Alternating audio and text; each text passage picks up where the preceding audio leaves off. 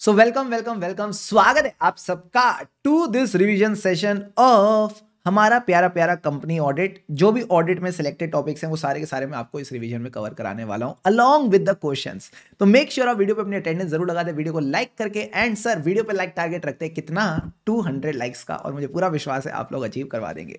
So before we begin मैं आपको बता दूं सर, यहाँ पे वही के वही चीजें जो आपने लॉ में पढ़ी थी, अब आ जाओ एक बार ऑडिट के पर्सपेक्टिव से इनको कवर कर लेते हैं। ठीक है, सबसे पहले कवर करेंगे सेक्शन 143 सबसेक्शन 1।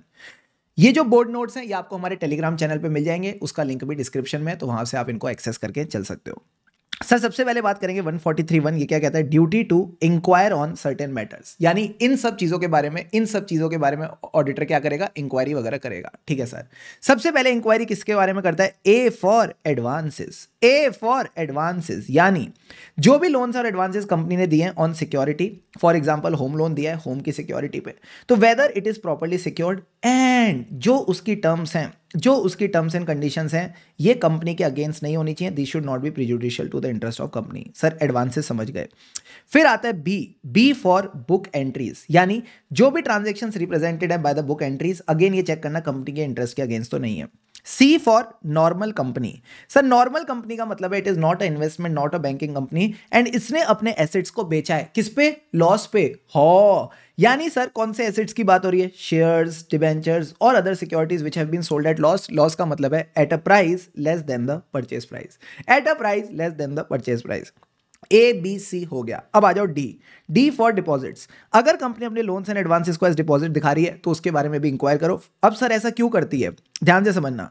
सपोज कंपनी ने लोन दिया एक मिस्टर चलाक को, साथ ही साथ डिपॉजिट दिया मिस्टर भाड़े पे को फॉर रेंटल।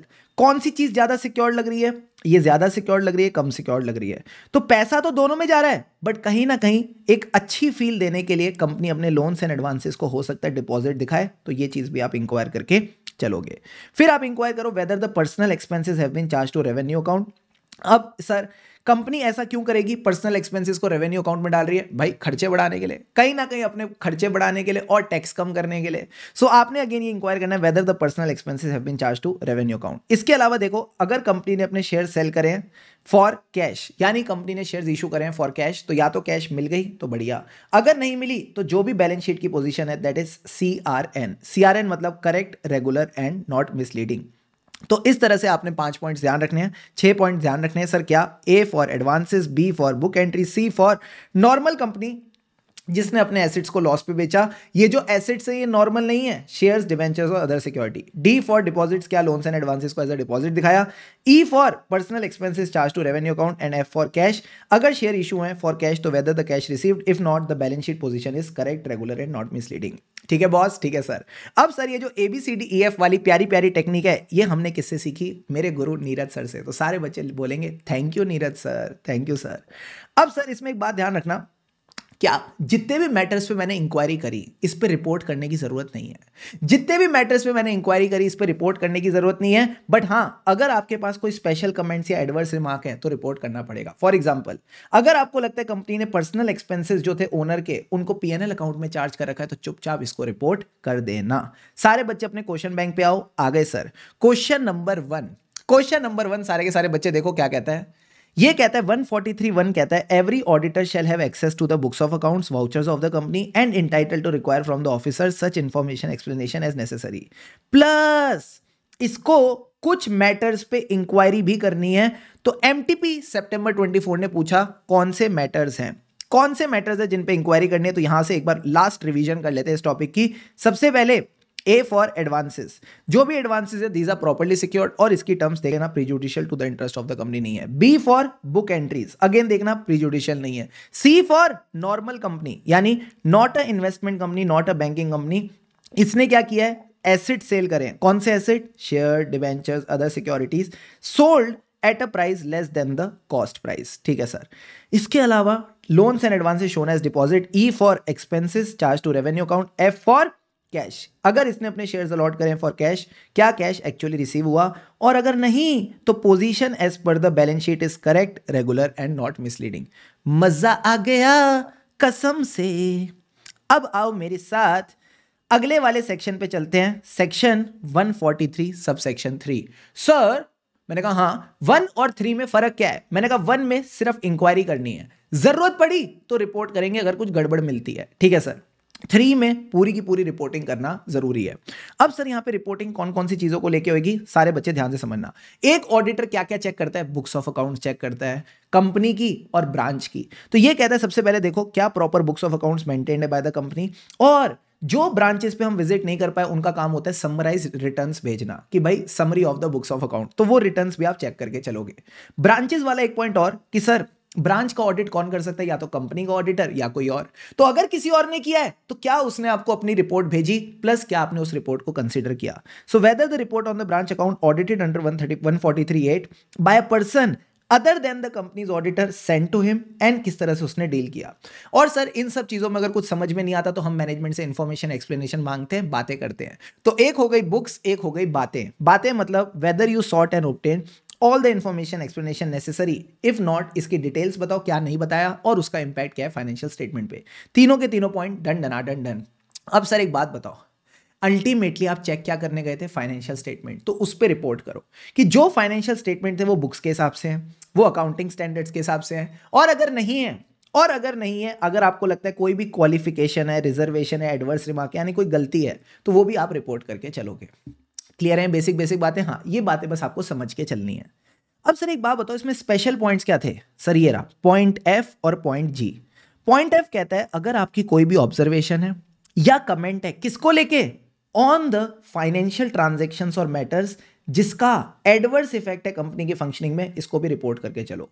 फॉर एग्जांपल, अगर कंपनी फेल हो जाती है to deduct the TDS on any payment to non resident, तो हम सबने सीखा है yes people, good morning, good afternoon, good evening से क्या सीखा है सर बीबी सर से कि 100% of the expense is disallowed. क्या मैं बोल दूं कंपनी की बेवकूफी से इसको भारी नुकसान हो गया, 100% इसका खर्चा डिसअलाउ हो गया, यस और नो? Yes sir. तो ऐसे केस में आपने बस सिंपल सी बात समझनी है, कभी भी कोई ऐसी फाइनेंशियल ट्रांजैक्शन और मैटर है जिसका एडवर्स इफेक्ट है कंपनी की फंक्शनिंग में, चुपचाप रिपोर्ट करके चलो, ठीक है सर। इसके अलावा अगर कंपनी का डायरेक्टर डिस्क्वालीफाई हो गया 164(2) में, सो डायरेक्टर 164(2) में डिस्क्वालीफाई कैसे होता है? 2 केसेस में। अगर कंपनी नालायक हो जाती है, नालायक यानी कंपनी फाइल नहीं करती फाइनेंशियल स्टेटमेंट या एनुअल रिटर्न, कितने साल? 3 साल कॉन्जिक्यूटिवली, तो डायरेक्टर डिस्क्वालीफाई, काम ठीक से कर ही नहीं रहा, कंपनी संभाल ही नहीं पा रहा, या फिर कंपनी रीपे नहीं कर पा रही। सर क्या? अरे कॉल कर रहा है, कंपनी रीपे नहीं कर पा रही, सर क्या? डीडीडी का मतलब है डन डनाडन डन। नो, डीडीडी का मतलब है डिपॉजिट्स डिबेंचर्स डिविडेंड। सारे बोलो मेरे साथ, deposits debentures dividend. Once more, deposit debenture dividend, या फिर डिबेंचर और डिपॉजिट्स का interest continuously for more than 1 year, यानी 1 साल या उससे ज्यादा हो गया और ये पैसा इसने रीपे नहीं किया, तो अगेन इस केस में क्या होगा? जो डायरेक्टर है 5 साल तक कंपनी का डायरेक्टर नहीं बन पाएगा, किसी और कंपनी का डायरेक्टर भी नहीं बन पाएगा। अब सर ये सब बारी बातें हो गई, सबसे इंपॉर्टेंट टॉपिक क्या था? I for internal financial control. I for internal financial control यानी आपने बस बताना क्या कंपनी के पास इंटरनल फाइनेंशियल कंट्रोल है तो क्या वो इफेक्टिवली ऑपरेट कर रहे हैं या नहीं। अब सर ये इंटरनल फाइनेंशियल कंट्रोल क्या वही कंट्रोल्स हैं जो हमारे फाइनेंशियल स्टेटमेंट से रिलेटेड होते हैं? हाँ ये वही कंट्रोल है। हाँ ये वही कंट्रोल है जो आप फाइनेंशियल स्टेटमेंट्स चेक करते वक्त देखते हो, controls which are relevant to the financial statement. अब ये जो रिपोर्टिंग है ना, सारी कंपनीज के केस में नहीं होगी, सिर्फ बड़ी कंपनीज के केस में होगी, क्योंकि छोटी कंपनीज में जो ओनर होता है वो ख्याल रख लेता है अपनी कंपनी। तो अगर आपको लगता है एक ही बंदा है यानी 1 person company, this is not applicable. IFC reporting is not applicable. छोटी कंपनी है, small company, it is not applicable. और अगर कोई प्राइवेट लिमिटेड कंपनी है जो 2 कंडीशन सेटिस्फाई करती है 25 और 50 की, सर 25 क्या है? 25 is the borrowings. If the borrowings from the banks or financial institution is less than 25 crore during the financial year and turnover is less than 50 crore as per the last audited financial statement, तो 25 और 50 की अगर limit satisfy हो रही है तो भी इस पे आईएफसी रिपोर्टिंग नहीं लगेगी। इस पॉइंट को एमसीक्यू पॉइंट से याद रखना, ठीक है सर। अब सारे बच्चे खुश। मैंने कहा क्यों? 143(3) का लास्ट पार्ट आ गया, अदर मैटर, जिसके बारे में बात करता है रूल 11 ऑफ कंपनीज कार मतलब ऑडिट एंड ऑडिटर रूल्स 2014। अब इसमें किस किस बारे में रिपोर्ट करना है सारे बच्चे चार्ट पे देखो। सबसे पहले सर रिपोर्ट करेंगे कंटिजेंट लायबिलिटी पे, फिर प्रोविजन पे। कंटिजेंट लायबिलिटी यानी कंपनी ने इंपैक्ट दिखाया of the pending litigation on the financial position, ठीक है सर। प्रोविजन बनाया of all the material forcible losses कौन से लॉसेज हैं जो इनको लॉन्ग टर्म कॉन्ट्रैक्ट पे हो रहे हैं, इंक्लूडिंग डेरिवेटिव कॉन्ट्रैक्ट। हमने इसमें एक एग्जांपल भी पढ़ा था कि सर कुछ ऐसे कॉन्ट्रैक्ट्स होते हैं जहां पे परफॉर्म करने पे लॉस होता है 10 लाख का, अगर हम छोड़ दें, ब्रीच कर दे तो पेनल्टी लगेगी 5 लाख, तो चुपचाप हिसाब से प्रोविजन बना के चलना। इसके अलावा सर 2 डिविडेंड वाले पॉइंट थे, सी और ई, राइमिंग। सी और ई, सी पॉइंट कहता है कि सपोज अगर आपका पैसा अनपेड डिविडेंड अकाउंट में पड़ा है 7 साल तक, तो आपने क्या इसको investor education and protection fund में टाइम से डाल दिया, ठीक है सर। इसके अलावा जो भी डिविडेंड डिक्लेयर किया और पे किया एज पर सेक्शन 123, ठीक है। फिर आखिरी पॉइंट बात करता है ऑडिट ट्रेल की। ऑडिट ट्रेल में आपने बस 4 सवालों का जवाब देना है। ऑडिट ट्रेल है, ठीक है, कुछ नहीं हुआ और आगे भी हमारे पास रहेगी। सर ये है, ठीक है, कुछ नहीं हुआ, आगे का क्या मतलब है? तो अगर आप अपने नोट्स पे आओ तो ऑडिट ट्रेल वाले बस आपने 4 पॉइंट्स पे फोकस करना है। Company has used the accounting software, जहां पे ऑडिट ट्रेल है मतलब ठीक है, यानी operated throughout the year, कुछ नहीं हुआ, it has not been tampered, और आगे भी रहेगी, यानी प्रिजर्व फॉर रिटेंशन। क्लियर है बॉस? क्लियर है सर। अब सर ये जो मसालेदार चीज थी ये तो आप स्किप ही कर गए, ये जो मसालेदार चीज थी तो स्किप ही कर गए। तो मैंने कहा मैं भी यही हूं, तुम भी यही हो, आ जाओ एक बार पॉइंट नंबर डी को पढ़ते हैं। पॉइंट नंबर डी को पढ़ने से पहले हमें 2 केसेस समझने पड़ेंगे। सर क्या, व्हाट इज द कॉन्सेप्ट? ये कहता है केस नंबर 1, जो आपकी क्लाइंट कंपनी है इसने फंड्स दिए किसको? Any person or entity including the foreign entity. जो ये फंड्स देती है इसको हम क्या बोलते हैं? फली। फली मतलब फंड्स एडवांस करे, लोन करे, इन्वेस्ट करे इन any person or entity including a foreign entity, जिसको हम बोलते हैं इंटरमीडियरी। सर इस अंडरस्टैंडिंग के साथ कि जो पैसा इसको दिया ना ये आगे देगी, किसको देगी? अनदर एंटिटी को, in the form of loan, investment, guarantee और सिक्योरिटी, जिसको बोलते हैं लिग्स।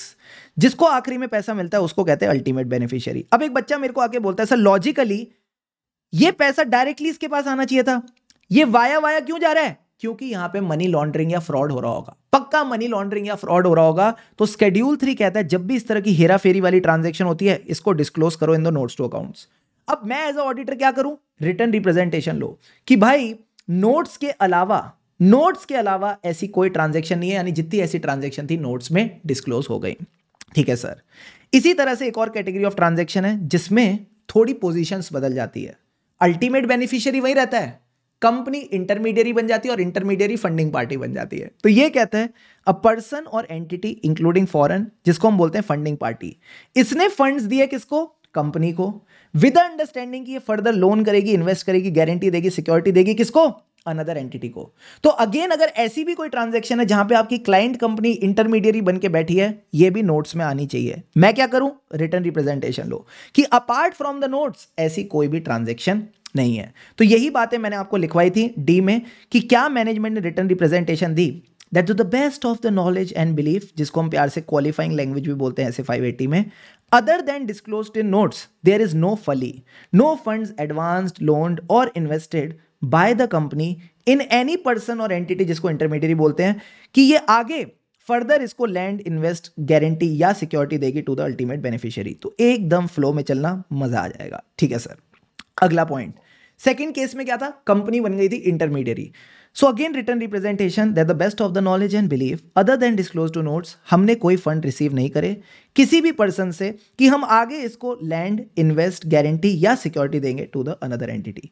आखिरी में ऑडिटर बस ये बोलेगा हमने रिटर्न रिप्रेजेंटेशन जो ली उसमें क्या कोई मटेरियल मिसस्टेटमेंट मिली? ओहो, हमने जो रिटर्न रिप्रेजेंटेशन ली क्या उसमें कोई रिटर्न मटेरियल मिसस्टेटमेंट मिली या नहीं? क्लियर है बॉस? क्लियर है सर। तो यहां पे हमारा पूरा का पूरा रूल 11 कंप्लीट हो जाता है। बस ये कहता है जब भी आप कोई नेगेटिव और क्वालिफिकेशन दो अपनी रिपोर्ट में तो उसका रीजन बताना पड़ेगा। अच्छा सर, इसी वजह से जब भी आप ऐसे 705 में मॉडिफाइड ओपिनियन देते हो, जब भी आप ऐसे 705 में मॉडिफाइड ओपिनियन देते हो तो उसका रीजन कहां बताते हो? बोलो बोलो, अरे बोलो बोलो, इसका रीजन कहां आता है?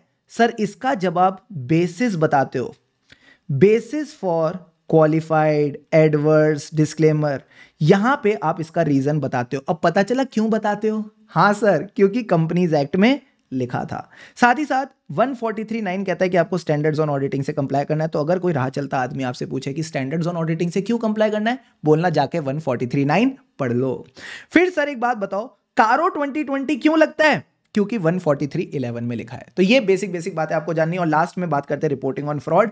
ये कहता है 143(12) में अगर कोई भी ऐसा फ्रॉड हुआ है जिसमें जिस थाली में खाया उसी में छेद, यानी any fraud by the employee और officers of the company against the company 1 crore और अबव, ग्रेटर देन 1 करोड़ नहीं बोला, 1 करोड़ और अबव तो चुपचाप सेंट्रल गवर्नमेंट को बताओ। सर 1 करोड़ से कम है तो ऐसे केस में बोर्ड और ऑडिट कमेटी को बताएंगे। ऐसे केस में हम बोर्ड और ऑडिट कमेटी को बताएंगे जिस तरह से मैनर प्रिस्क्राइब्ड है। फ्रॉड की रिपोर्टिंग क्लॉज 11 पैरा 3 कार्ड 2020 में भी होती है, तो उसको भी साथ साथ रेफर करके चलना।